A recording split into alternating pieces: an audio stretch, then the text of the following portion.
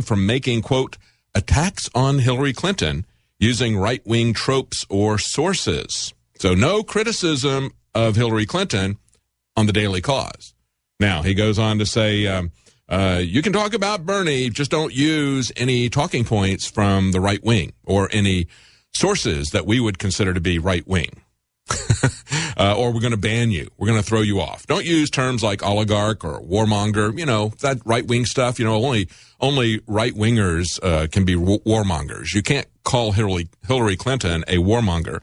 Users are also banned from advocating for third-party Green candidate Jill Stein or any other third-party candidates. See, total censorship by the Daily Cause, okay?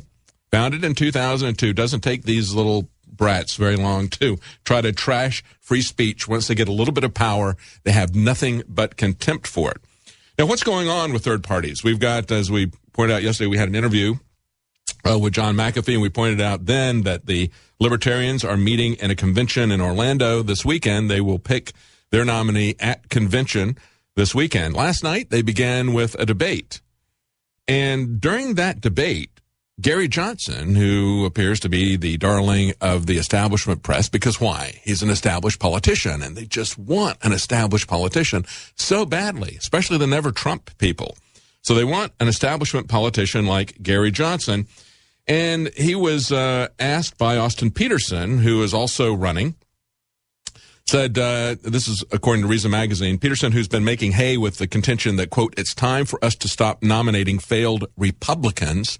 I don't know if Gary Johnson, I would even consider him to be a Republican. I think he's a Democrat. He won twice in a Democrat state. Second time he won with an even larger margin because he did exactly what a Democrat would have done in that case. He wisely positioned himself and labeled himself as a Republican so the Republicans wouldn't oppose him.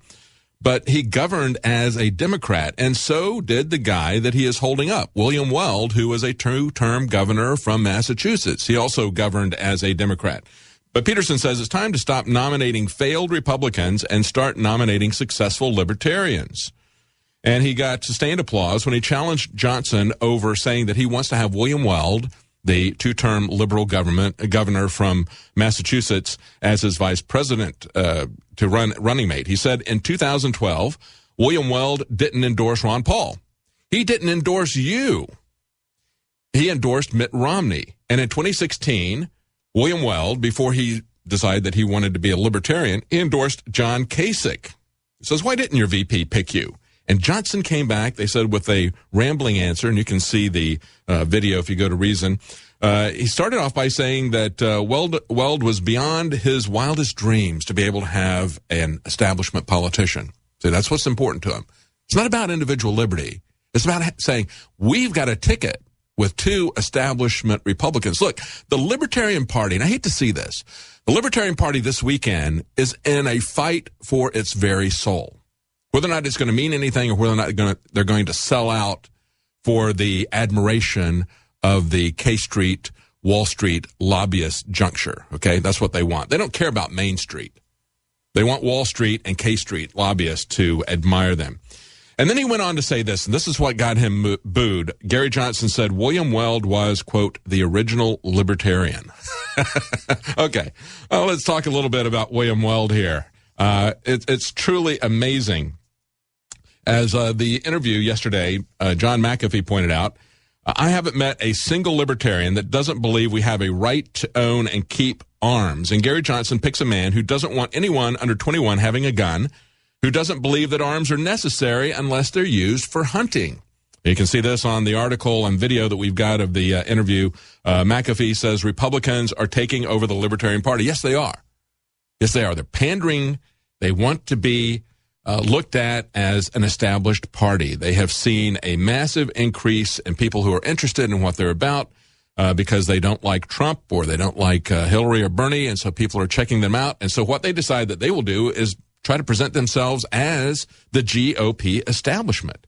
I think it's really sad. You know, they have put themselves out there for the longest time and said, when people say, what is the Libertarian Party about? And they've done this for longer than I was involved there. They used to tell people, well, we're fiscally conservative, but we're socially liberal. And I never really liked that. I think they ought to just say, we're for individual liberty, because that's what they should be for. See, when they say they're for fiscally conservative, they're telling people, when it comes to money, we're like the GOP. And when it comes to social policy, we're like the Democrats. And boy, Gary Johnson truly is like the Democrats. When he ran last time, he was all about abortion, about gay marriage. And those are not issues. When I was in the Libertarian Party, of course, gay marriage was not on the radar at that point, but certainly abortion was. And there was a pro-life movement within the Libertarian Party. When I was there, I really wasn't part of it until I ran for Congress. And then as people started asking me questions about it, I started thinking about it deeply. It wasn't anything I'd ever really thought about in my personal life. And at that time, partial birth abortion was beginning. And once I looked at that, because people asked me, well, would you support partial birth abortion? And I looked at it and it's like, wow. When I looked at the procedure, I said, this is just murdering a baby. This is murdering a full-term baby. No, I'm not for that. And that was the beginning of my change. Actually, running for office changed me. So, yeah, people can change their positions on things. I'm not really so sure that William Weld has come around. He supported an assault weapons ban. He comes back and he tells the people at the Libertarian Party, he says, well, I'm a lifelong hunter and gun owner. As a governor of Massachusetts, I went along with some modest restrictions on certain types of firearms. Other people would call that an assault weapon ban.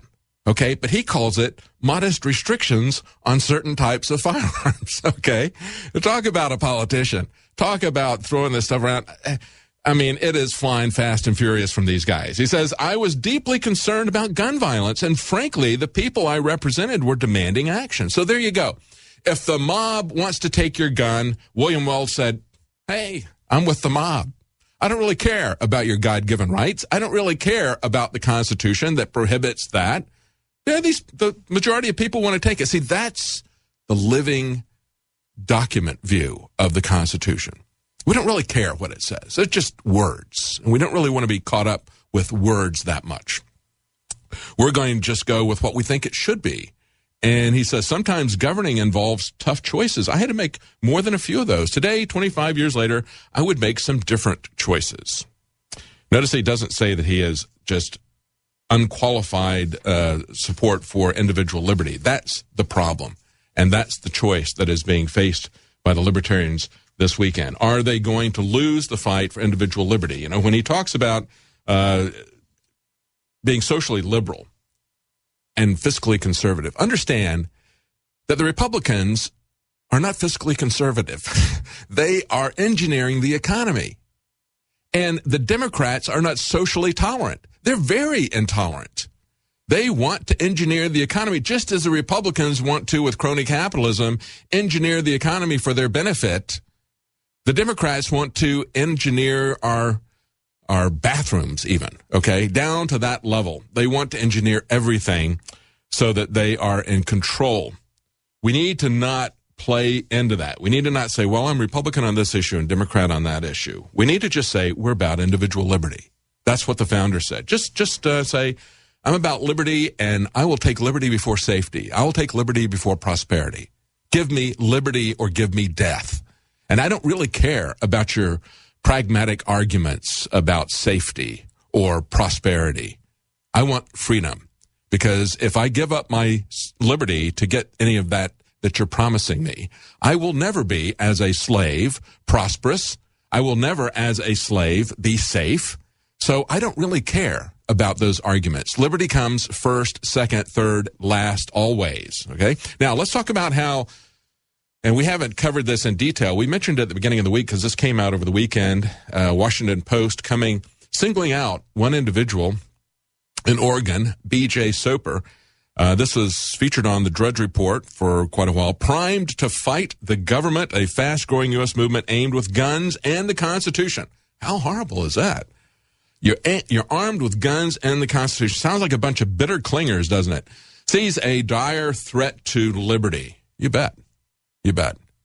We see a dire threat to everything in this country. We see a dire threat to property rights everywhere, when the government can come in and confiscate property rights that loggers, miners, ranchers have had, water rights, surface rights, mining rights, logging rights, to shut down the economy in the rural areas.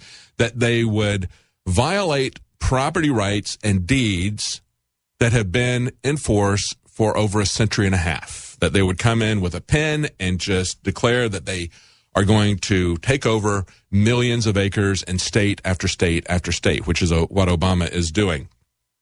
Now, I wanted to play for you. I'm not going to go over this whole article. It's a very long article. You should look at it. And, of course, they come after them trying to make him look dangerous because he's got his family there as they're training with firearms. And quite frankly, folks, that is not a dangerous thing. If you're going to have firearms, you need to have your kids. There he is. Isn't that awful? He's got a 16-year-old who is shooting a rifle, and he's got a young child, their 4-year-old, watching the destructive power of a rifle so she doesn't play with it. That's what you want to do with your kids. You want to be able to defend yourselves, and you want to make sure that kids don't think that this is a toy, because in Hollywood, they like to show very reckless uses of guns. So it's a good thing as a parent for you to show responsible uses of guns. But anyway, they try to demonize him in another number of ways. They say he believes in Agenda 21 and a lot of things that they just dismiss as conspiracy theories. Yeah, they call it the 2030 Agenda for Sustainable Development now. It's still a UN agenda. They have rebranded it, and that's what they're talking about. So whenever they talk about sustainability, folks are talking about what we've been talking, those of us who've been looking at it for a long time still call it Agenda 21 because that, quite frankly, is what it is. But one of the things that I wanted to focus on here is the back and forth between, they have a video embedded in the article where they actually let the man, B.J. Soper, talk. And then they have a rebuttal from a law professor. So I want to play both of those, and I'm going to talk a little bit over them. Let's play that first one from B.J. Soper where he talks about the constitutional issues as if it mattered. Let's play that. Article 1, Section 8, Paragraph 17. To exercise exclusive legislation in all cases whatsoever over such district not exceeding 10 square miles as may, by cession of a particular state and the acceptance of Congress to become the seat of the government of the United States. Obviously, they're talking about Washington, D.C. here. So it continues on as, and to exercise like authority over all places purchased by the consent of the legislature of the state, in which the same shall be for the erection of forts, magazines, arsenals, dockyards, and other needful buildings. So how I interpret this is that in order for the federal government to manage public lands or to own public lands as it may be, they need to do three things. They need to get the consent of the legislature of the state that the land resides in. They need to pay for it. And they also need to use it for these specific purchases to erect forts, magazines, arsenals, dockyards, and other needful buildings. It's very clear that that is the limit of the federal government's ownership of lands within. Absolutely. He lays it out precisely. He reads it for them, and he says, and of course, now this is what it means. You know, it means that we're talking 10 square miles. That's Washington, D.C. They need to get the permission from the states' legislatures if they're going to take this land. They need to pay for the land that they take. And they need to use it for these stated purposes, like creating forts or ports or those sorts of things. So then the Washington Post goes to this law professor. His name is Louis Steidman, and this is what he has to say. His reading of the words is not the only possible reading, maybe not even the most natural reading. Beyond that, there are complicated issues about federal land management. Hold it right there. Okay. His reading of the words is not the only possible meaning of the words. See, this is the way that they like to deconstruct things. Okay. It's the postmodern arguments here where they come in and say, the words don't really mean what you think. 10 square miles, that could mean anything. Forts, ports, that could mean anything. Paying for the land, that doesn't really mean anything. This law professor is putting out the idea that is being sold by the Supreme Court and most of the people in the universities now. There was an article on Drudge Today, and I forget what the percentage was, but it was in the high 80s. I think, or maybe it was 82% if I remember correctly now. 82%, I think, of all the law professors, or was it lawyers, are Democrats. But the bottom line is, this is what they're teaching in the law schools. They're teaching words don't really mean anything. If words don't mean anything, then we can't have a discussion, can we? If everything is just subjective and it's whatever I say it means, then what are we even talking about? But then he goes on to try to make an argument. So first he tries to muddy the water by saying, well, that's just words. I'm not going to debate those words. I'm not going to say, well, okay, what he's talking about there in the Constitution